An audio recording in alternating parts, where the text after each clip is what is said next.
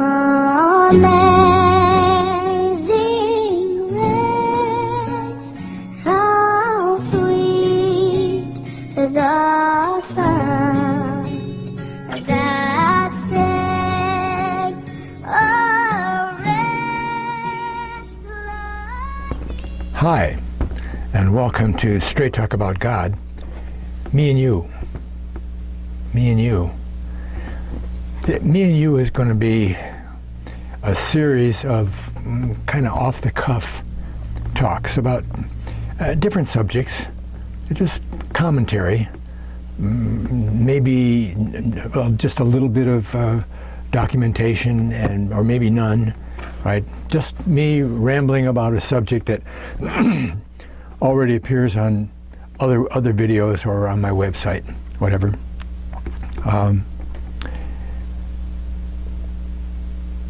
And this one is the history of the Zodiac. The history of the Zodiac. I've got 3 other videos on the Zodiac. One is the solar Zodiac. The other one is the lunar Zodiac. And we're going to talk about both of those. And also the Milky Way. And you might want to check those out later on for a little more details and stuff. This is just behind the scenes, right? And we're going to look at where, when, who, transmission, things like that, okay? Behind the scenes of the creation of the Zodiac. Whoa. Now, first of all, it's not astrology, okay? Astrology is just Satan's counterfeit, and he lets it start at Aries. The Zodiac doesn't start at Aries, it starts with Virgo. Virgo, the virgin with the seeds or wheat or whatever in her hand, okay? The Virgo, that's where it starts, and it ends in Leo, okay? It's something I did when I was student teaching with a grammar school class in science was to point out how the constellations were really structured, okay? So we took a shoebox, and we draw on the front of the shoebox, let's say Cassiopeia, okay? Because that's only 5 stars. And it's like a widened out W. So on the front of the shoebox, you put that W, okay, put the stars where they are, and you do the same thing on the back half, the back end, okay? Then you string pieces of string from the front to the back. So now you got 5 strings back in there. Now you put it on the table, you look down on it, and you take 5 little lumps of clay, right, just regular clay, and you put them on the strings, okay? But what you do is you put like the first lump of clay will go on the first string for the first star, and that'll be like 3 inches from the back end, okay? And maybe the second one will be 1 inch from the back end. And then the next one will be 2 inches from the back end. And then the last one will be right at the back end, maybe a ½ inch away, okay? And the fourth one goes wherever you put it. So you look down and they're all in different positions, right? But before we put the strings on, we put a hole in the front of the shoebox, and you turn the shoebox up and you look through the hole, and what do you see? You see Cassiopeia, the way we see it in the stars. But that isn't the way it is in the universe, because some of those stars might be 150 light years away from each other, right? But we look at it and it looks like they're all in one plane, okay? Well, that's kind of important, because you can't see a woman in the constellation Virgo. You can't see a woman. What do you see when you look up in the stars? Maybe you see, oh, there's a square, okay. Oh, there's a cross. There's a diamond there, and those there look like a, they don't. The Big Dipper isn't really a dipper; it's a bear. isn't it? Well, okay. Well, so that's the structure of the constellations, all right? Now, I know you're going to know the answer to this, right? Or at least you're going to know my answer anyway. Who put the names on those constellations? Well, must have been God, right? It had to be God by a lot of the evidence we're going to look at later on. God named those constellations, okay? And each constellation has various stars in it, and some of the constellations have 2 or 3 stars that have actual names. They've always been named Sirius, okay, the dog star. It's always been Sirius. It was Sirius in 2000 BC in China, right? And it's still Sirius today, okay? Now, of course, through the ages, and we'll see that later on too, people said, well, this person is such a good person, and they quote, saint that person and put them up in the stars and say, well, those stars represent that person. The Greeks did that with one of the side decans. A side decan? Okay, what's a side decan? Side decan is the major constellations. There are 12 major constellations, but the full zodiac has 48 constellations. Each one of the 12 major constellations has 3 smaller constellations that tell the story about that constellation. So Virgo, Virgo is the virgin, right? Virgin, and she has the seed in her hand, in her right hand, and it's Jesus, right? Being born of a virgin, right? Well, one of the side decans of Virgo is Boötes, and Boötes in the figure is a woman sitting on a chair with the baby in her lap, and it's called the desired of all nations, which is what Jesus was. The desire, you want to get in heaven, you go to Jesus, right? Okay. But the Greeks liked this woman called Berenice so much that they said, well, that's not Boötes anymore, that's Bernice. That's Berenice's hair. Had nothing to do with Virgo. It's Berenice's hair.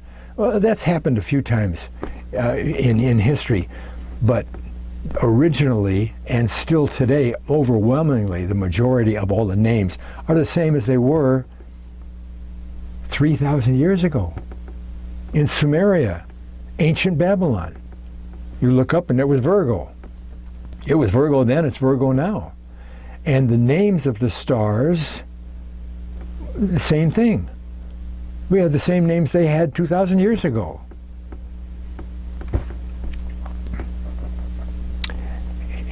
If all the different cultures throughout history, India, ancient India, and ancient China, and so forth, if they were they put their names that they wanted on the constellations, we'd have a bunch of different names. You'd have to go to what culture to find out what name they put on it.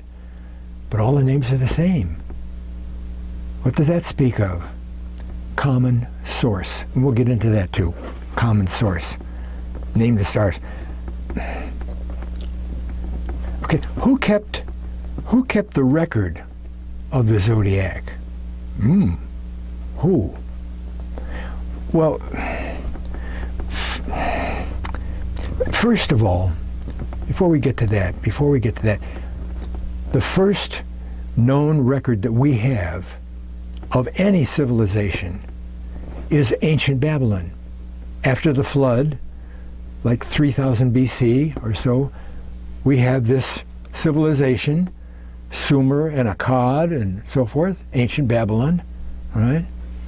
Ancient Babylon, we're told that man started out in the cave, throwing rocks at their enemies, and that, and then we got better, we got smarter, and so forth. Okay, and yet the very first history that we have, and they dug up like 23,000 tablets over there, okay, from ancient Babylon, and they have a full-blown science of astronomy. Let that sink in for a minute. How does the very first civilization that we ever had, and we got an idea, I mean, they're desert people, right? And they make, how did they get a full-blown science of astronomy?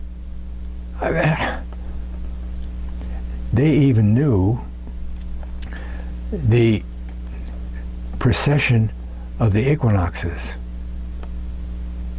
That takes 26,000 years to find out, to go. You see, the Earth, as the Earth rotates around, okay, and it goes around the sun, okay, travels around the sun.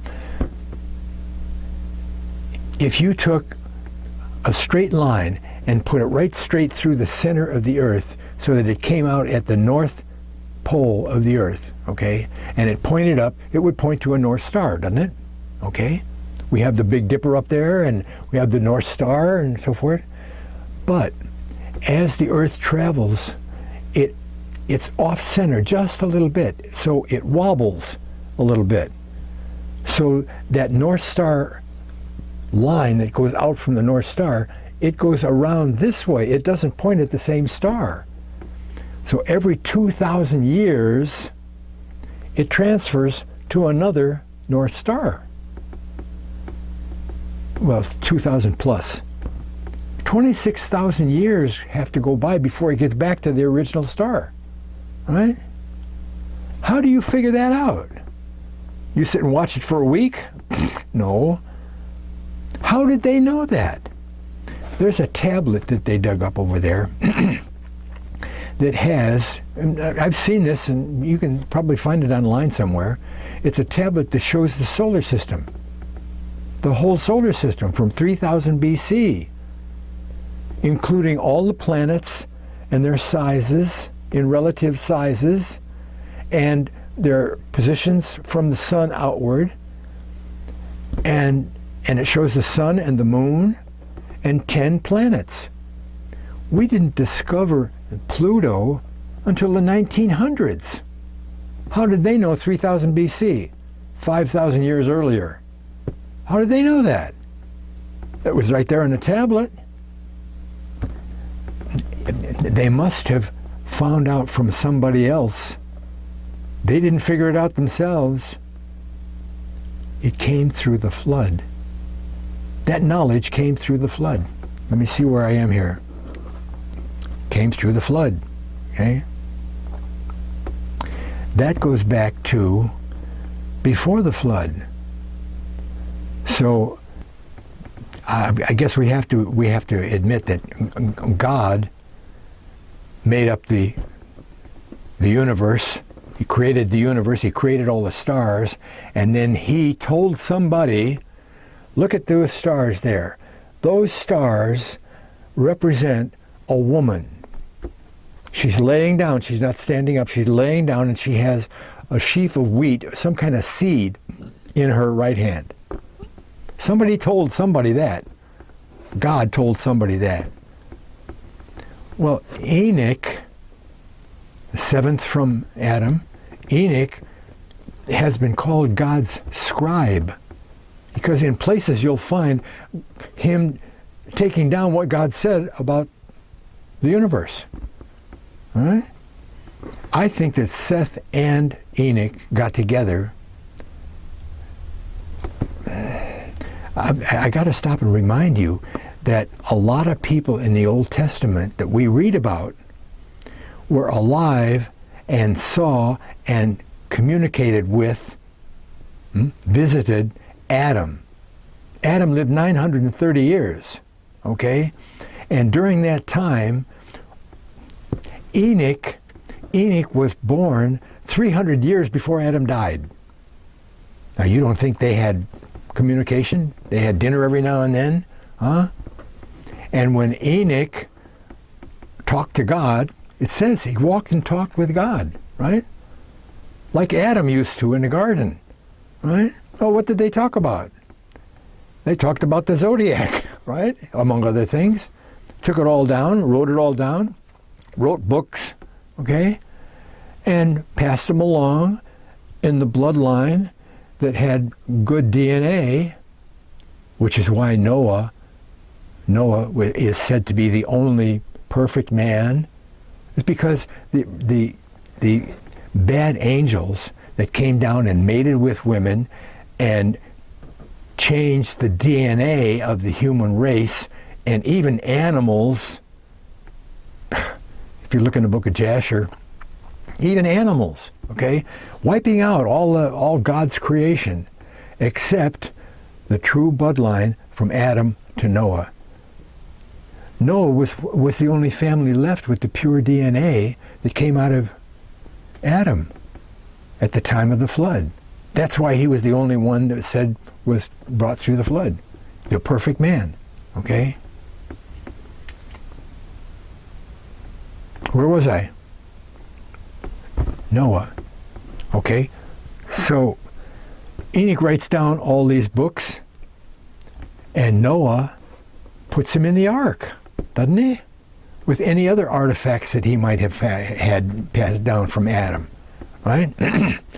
We know from the book of Jasher that the skins that God gave Adam and Eve to wear because they were naked and they were ashamed were with Noah, because Jasher says that after the flood was over and they came out of the ark, Ham, Noah's son, Ham stole those skins.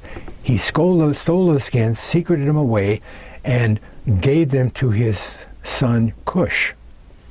And Cush eventually gave them to one of his sons, Nimrod. Nimrod. It even says in the Bible that he became a mighty hunter. I think that those skins were involved they had some power involved with them. Okay? And maybe they made animals. Noah could have had those skins on when the animals came to him, and Jasher says they crouched down, and if they crouched down and were obedient and obeisance, they were allowed to go into the ark. And if they weren't, they were put aside someplace else, right? They were on the ark regardless, okay? What did Noah's family do for a whole year?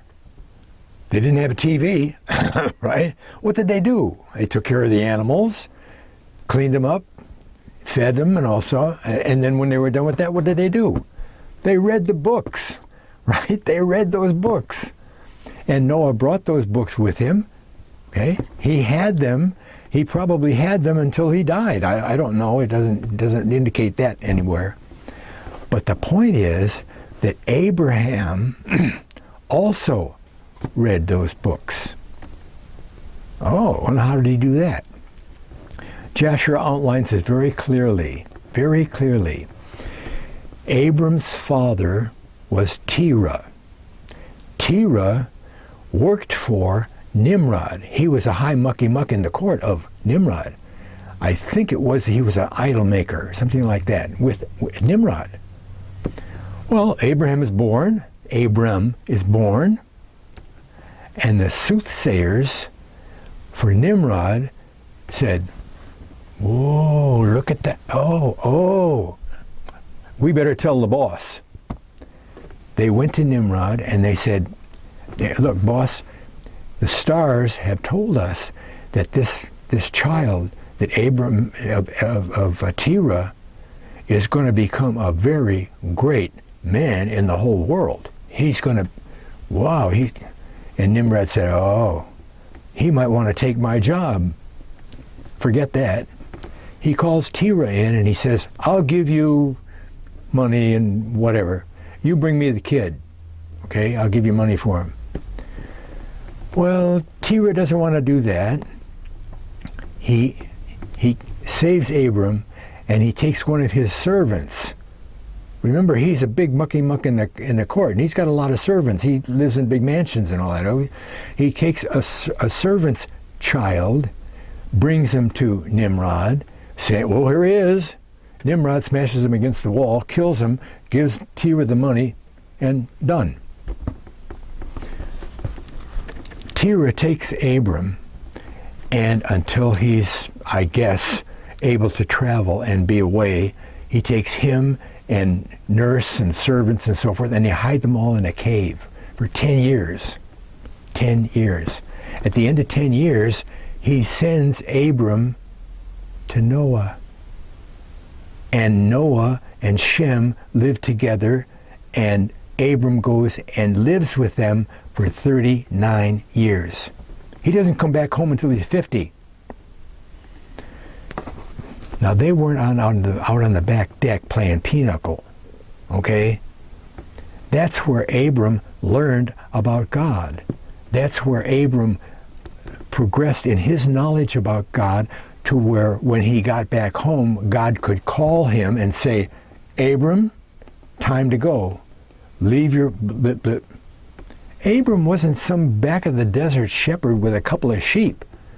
He was a big-time guy, very well educated. And Josephus, first-century historian, says that when Abraham went to Egypt with Sarah to live because there was a famine in the land, he taught the Egyptians math and astronomy. Where did he learn that? From Noah and Shem, right? From Noah and Shem, right? Shem was one of his teachers.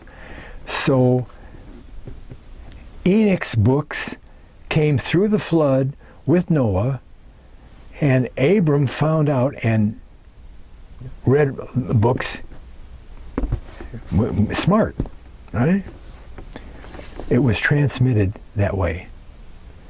I'm sure also that before the flood, Enoch's books were available to all the patriarchs. After Enoch, after he died, what happened to those books? Somebody was in charge of those books, right? Okay. Now we have to look at the story that the Zodiac tells. Okay? There's a definite story, 48 constellations in the solar zodiac that tell exactly the same cohesive, contiguous story from beginning to end, from the beginning of Jesus' birth of the Virgin to the end of Leo when he becomes the king and takes people as the bride. Okay? Now there's 3 books in the solar zodiac, and each book has 4 constellations with their side constellations. The first 4 constellations in book 1 are about Jesus, his birth, what he's like, what he does, so forth, what happens to him. The second book is all about Jesus and his interaction with the people of God, the Israelites. It's all about the Israelites, the tribes and so forth, what happens and what they do and everything. And then the third book is the final conflict, Jesus' second coming, and he beats up on Satan, and the altar with the fire is there, and then what's interesting too is that when I said you look up, you don't see all these pictures, right? But in Leo, there's a boat. It's called Argo. And you remember the Argonauts, the nautical people on the Argo, the ship Argo, Jason and the Golden Fleece and all that, which is really just a biblical story, put Greek names on it, okay? And one of the ship Argo is there. What's that for? To take the believers home to God, right? Neat. So that's the story. It's the story of Jesus through 2,000 years or more of interacting with the people and ending up being the king of the universe and all that. Okay, that's the story.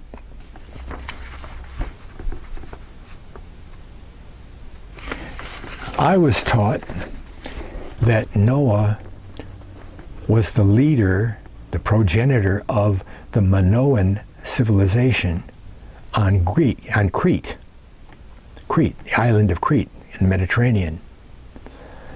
It could very well be that where Noah lived, somewhere on one of the coasts of the Mediterranean Sea, before the flood, okay, because before the flood, the Mediterranean wasn't as big as it is today.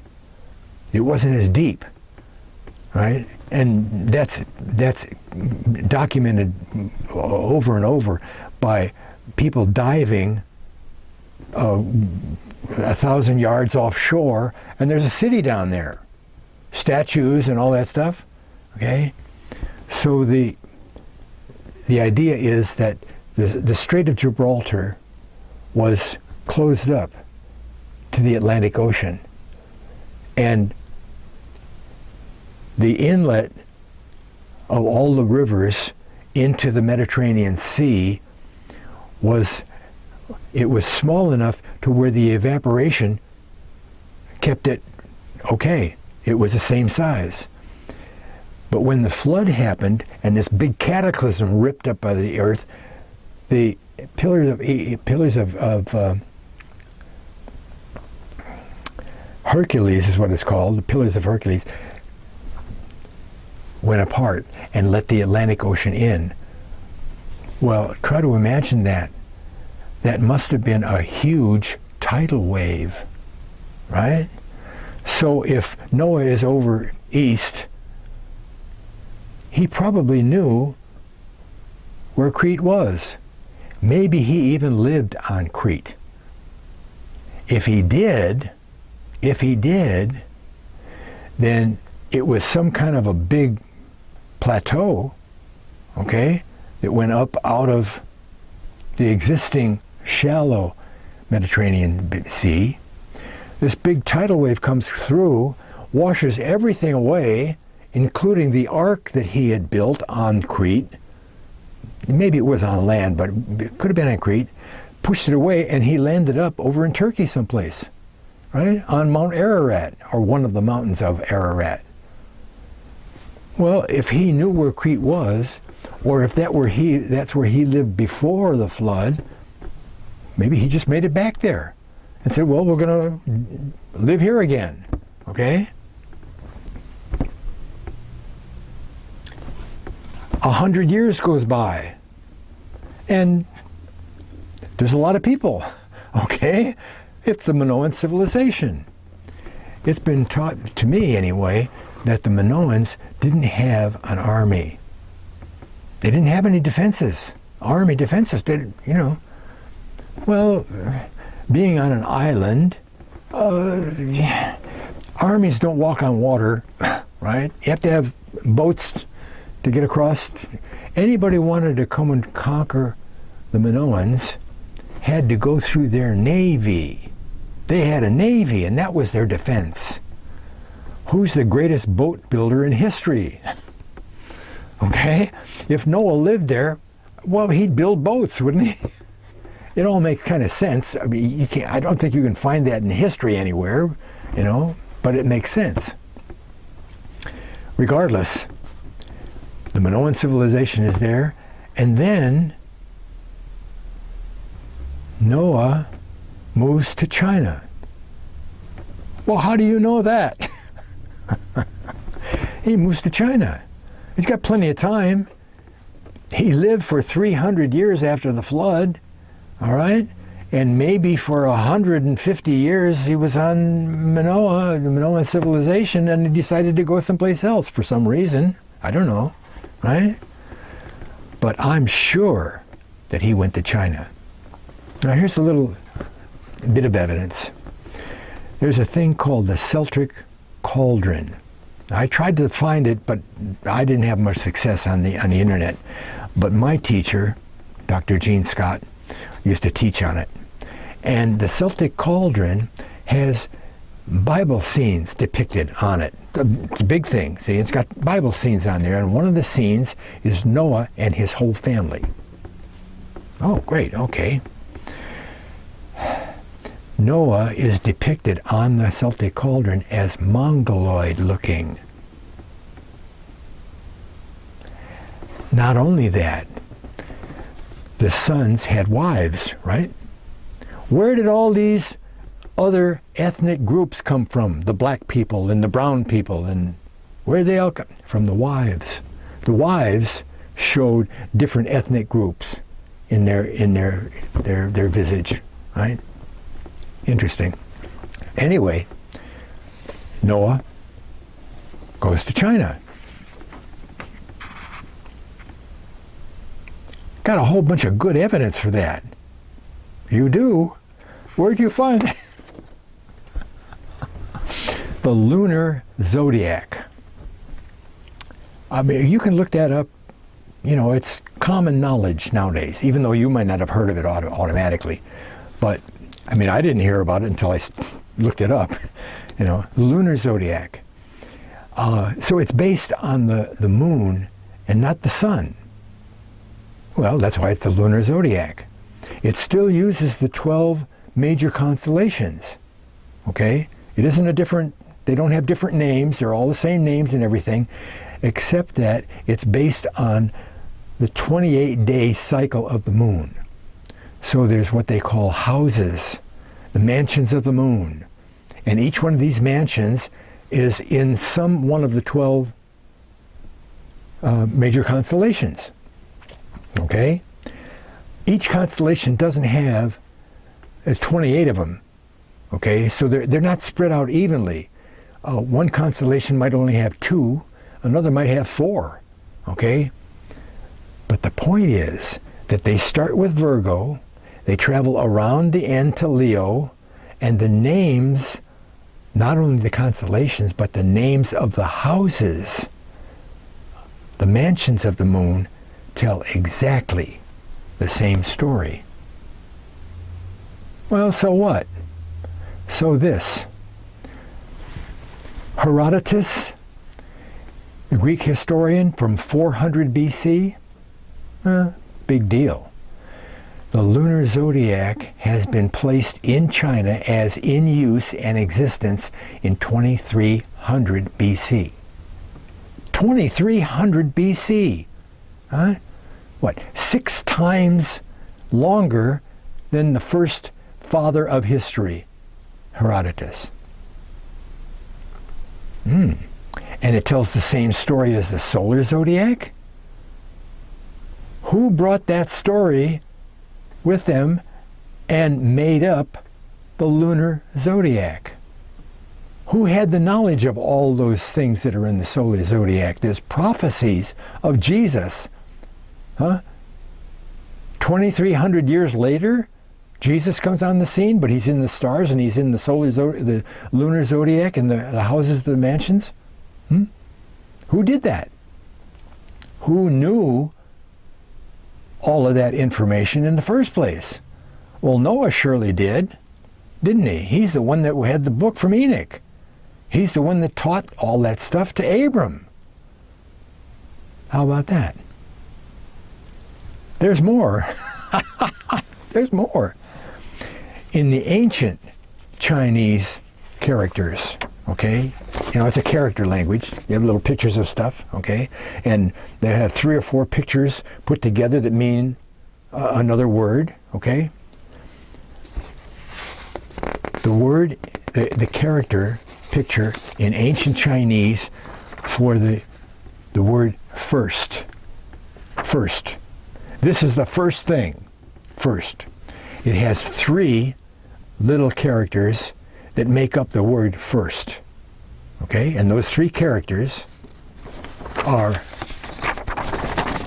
here's one right here. That one there, live, life, live. What's this one here? This one here, this, dust. Life and dust. Okay? What's the bottom one? Man. A man given life out of the dust. That character doesn't say first, it says Adam. Adam. Adam was the first life out of the dust of the earth. In ancient Chinese, where did they find? Who said Adam was the first one? Huh? Noah. Here's another one. This one really locks it down for Noah, okay?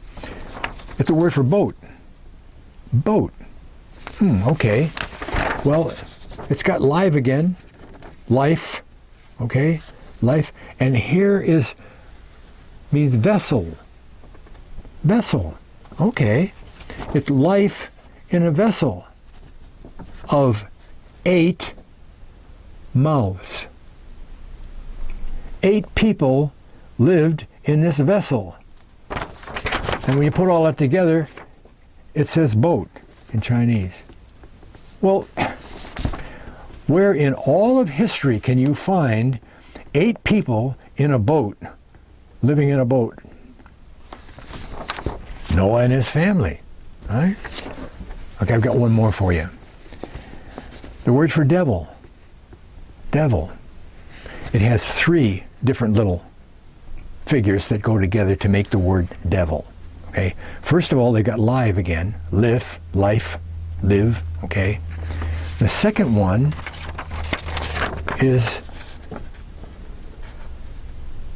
garden. That's a garden. The last one is secret or private. A secret in the garden about life is the devil. Well, that's Adam and Eve in the garden, and the devil coming and saying, you can live, huh? In ancient Chinese? Who? Noah. Noah.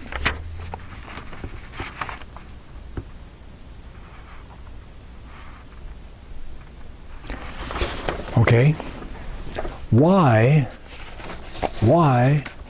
did God give us the Zodiac? Why did God give us the Zodiac? Huh? Why did God give us the Bible? The Zodiac has been called the Bible in the stars because it says the same thing as the Bible does, right? The Bible is a broad history of Jesus and the king at the end of the Revelation, isn't it? Huh? And it tells the story in different ways all the way through the whole Bible, right? And the Bible says that God made the Zodiac. Huh? First of all, in Romans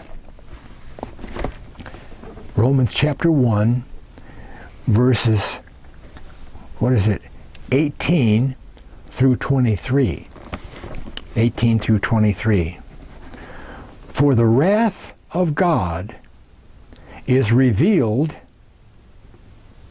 from heaven. You look up in heaven, you can see the wrath of God. That's what it says. Wrath of God is revealed from heaven against all ungodliness and unrighteousness of men who hold the truth in unrighteousness, semicolon, because that which may be known of God is manifest to them. Now the King James says in, but in Greek it's to the ungodly people. It's manifest to the ungodly people. For God, I've got some notes covering here, for God has showed it unto them. He put the stars up there to show them his wrath. In the last book, when Jesus comes back in the second coming in Armageddon and all that bad stuff in Revelation happens, the wrath of God. 20. For the invisible things of him from the creation of the world are clearly seen, being understood by the things that are made, even his eternal power and Godhead, so they, those ungodly people, are without excuse. Right? Because that when they knew God, they glorified him not as God, neither were thankful, but became vain in their imaginations, and in their foolish heart was darkened. Professing themselves to be wise, they became fools. 23. And changed Berenice's hair, and changed the glory of the uncorruptible God into the image made like unto corruptible man, and birds, and four-footed beasts, and creeping things. So some of the constellations, a very few, have been changed around to suit other people, man. Oh yeah, well that means this, and then they fill out some kind of story built up by the devil. God created the heavens and the stars and so forth to show people what was going to happen if they didn't do it his way, right? Okay, let's go to Psalm 19. Psalm 19, very first verse, tells us, right? The heavens declare the glory of God. How do they do that? You stand outside and look up at the sun or the moon and the stars. How did they declare the glory of God? By the constellations. And the firmament showeth his handiwork. Okay, there's another psalm, Psalm 97. 97 verse 6. It says basically the same thing. The heavens declare his righteousness, and all the people see his glory. All the people. Oh, we're getting to the reason why God created everybody on earth has always and will always be able to see the constellations. Well, if you don't know anything about Jesus, you're going to hell. You haven't read the Bible? Well, you're going to go to hell. Oh yeah? What about all those people that didn't go to hell before Christ even came on the scene? Before they had a Bible to look at? Abram didn't have a Bible, did he? Was Abram saved? Of course he was saved.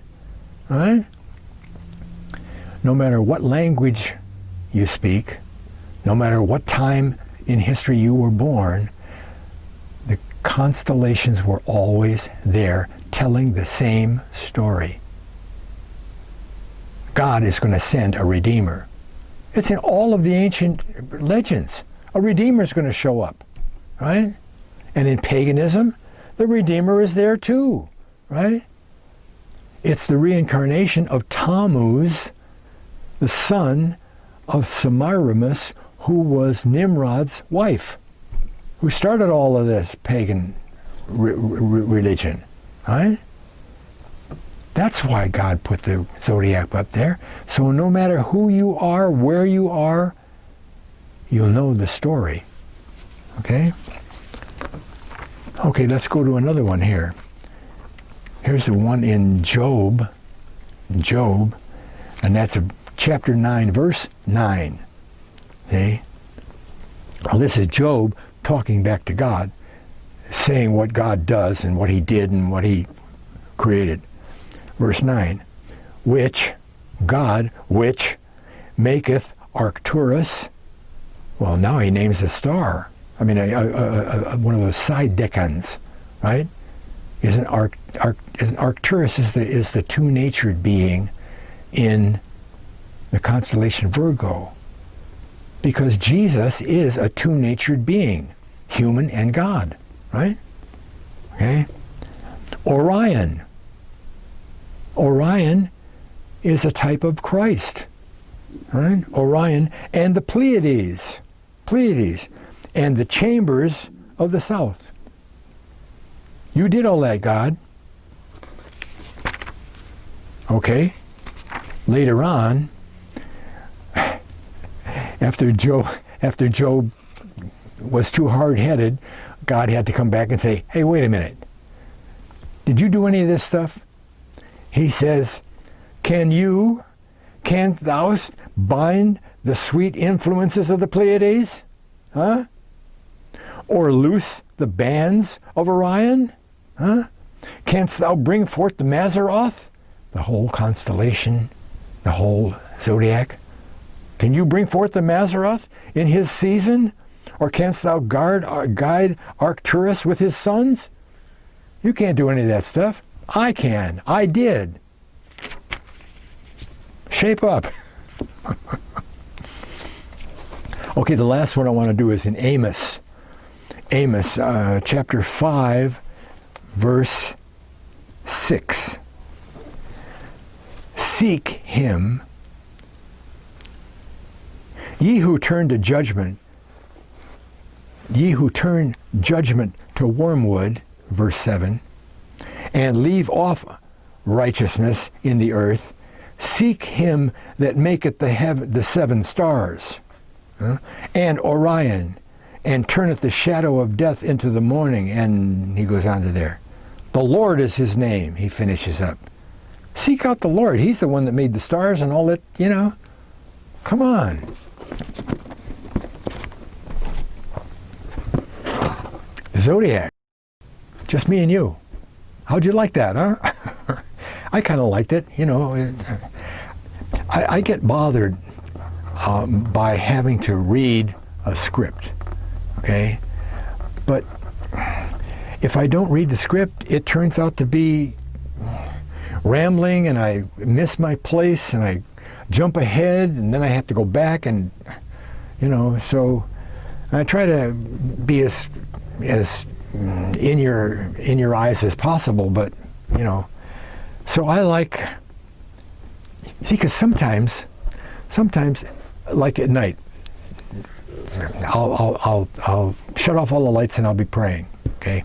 And I'll sit for a while and I'll get an idea, and that's what happened with the Zodiac here. I said, well, gee, you know, and then I kind of talk the thing through to myself, and it's very natural, and I really like it a lot, and so that's what this was, okay?